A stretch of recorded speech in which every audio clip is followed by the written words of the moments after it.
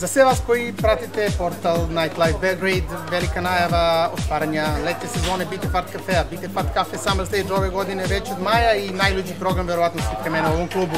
Kazeja Jones, Tortured Soul, Massimo Savić, Natalie Dizdar i još mnogo toga. Biće tu i Rundek, biće tu i Latko Stefanovski, a šta se sutra događa i prečesto reći, moja koleginica.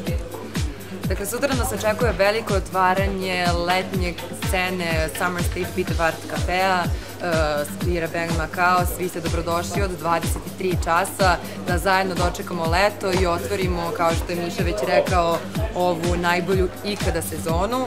U subotu drugo veče otvaranja i Perpetuum Mobile Band, to su dva već jako dobro poznata benda u našem klubu, tako da dođite, nećete se pokajati, otvaramo novo renovirani klub, predivan prostor, u predivnom ambijentu. Dobro.